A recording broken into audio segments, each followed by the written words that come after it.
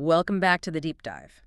So, when you hear Stoicism, right, most people, they picture intense self-control, mastering emotions, maybe even being kind of nobly isolated. Yeah, that's the popular image. But today, we're pulling back the curtain a bit, looking at the surprising social side of Stoicism, especially through Marcus Aurelius. That's exactly right. We're diving into his personal journal, the Meditations, and, uncovering this really central Stoic duty, the duty to the common good. And this isn't just theory, is it? Not at all. I mean, Marcus Aurelius, he was the last of the 5 good emperors, and he's writing this stuff in military tents. He's dealing with constant war, the Antonine Plague, a massive plague. Oh. So this philosophy was absolutely forged in the fire, and it puts the collective, the community, squarely ahead of just personal comfort. Okay, so if the usual idea is a bit off, what's the core concept driving this social duty? You mentioned Sympatheia before we started. Sympatheia, yes.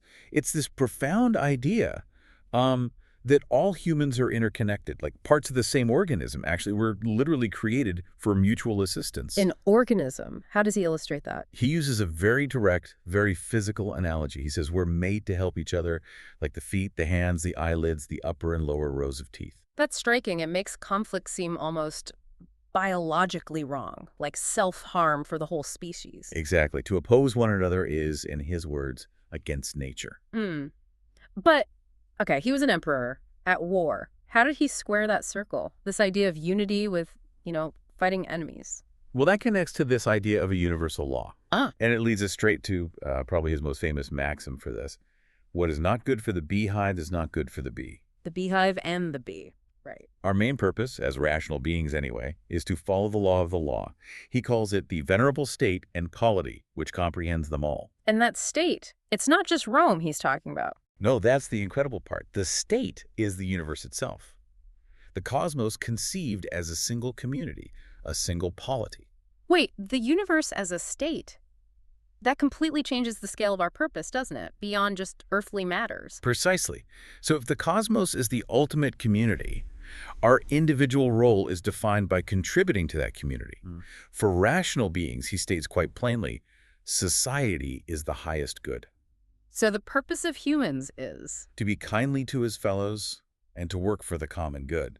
Your own fulfillment, your own good life, it's found through the community, not by retreating from it. Okay, so connection is key. Yeah. What happens then if someone ignores this? If they neglect that duty to the beehive? Marcus is very clear on the consequences.